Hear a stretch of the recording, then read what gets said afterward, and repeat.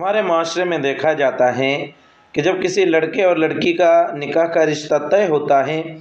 تو منگنی اور رسم کیا جاتا ہے، جس کے بعد وہ لوگ ایک دوسرے کو اپنا منگیتر کہتے ہیں، منگیتر سمجھتے ہیں، اور فون پر ایک دوسرے سے باتیں کرتے ہیں، SMS کے ذریعے سے ایک دوسرے سے باتیں کرتے ہیں۔ بہت سارے لوگ ویڈیو کال کے ذریعے سے ایک دوسرے سے باتیں کرتے ہیں، گویا کہ وہ یہ سمجھ رہے ہوتے ہیں کہ ان کا نکاح ہو چکا ہے اور وہ ایک دوسرے کے میاں بیوی بن گئے ہیں۔ تو میرے عزیز اور دوستو، یاد رکھیے کہ منگنی اور رسم کا ہو جانا یہ صرف نکاح کے وعدے کا ہو جانا ہے، ایک دوسرے کو نکاح کے وعدے کا کرنا ہے۔ اس کا یہ مطلب ہرگز نہیں ہوتا کہ آپ ایک دوسرے کے لیے جائز ہو چکے ہو، ایک دوسرے سے آپ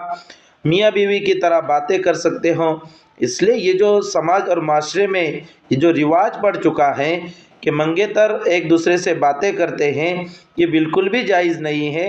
اور اگر یہ باتیں میاں بیوی والی باتیں ہو تو یہ قطعاً ناجائز اور حرام ہوتی ہے۔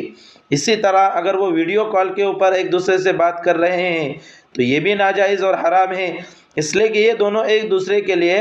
ابھی بھی غیر محرم ہیں۔ یہ رسم اور منگنی کی وجہ سے ایک دوسرے کے لیے محرم نہیں بنے ہیں، ایک دوسرے کے لیے غیر محرم ہی ہیں۔ اس لیے ویڈیو کال کے ذریعے سے ایک دوسرے سے باتیں کرنا یہ بھی ناجائز اور حرام ہے، یا SMS کے ذریعے سے یا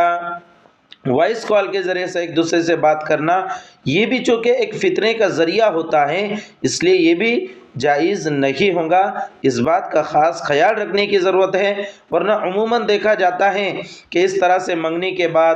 یا رسم کے بعد جو لوگ ایک دوسرے سے باتیں کرتے ہیں منگیتر فون وغیرہ کے ذریعے سے، یہ بہت سارے ایک دوسرے سے اپنے راز کی باتیں بول دیتے ہیں، جو باتیں نہیں بولنی چاہیے وہ باتیں بھی ایک دوسرے کو بول دیتے ہیں، اور پھر ایک وقت ایسا آتا ہے کہ نکاح ہونے سے قبل ہی رشتہ ٹوٹ جاتا ہے۔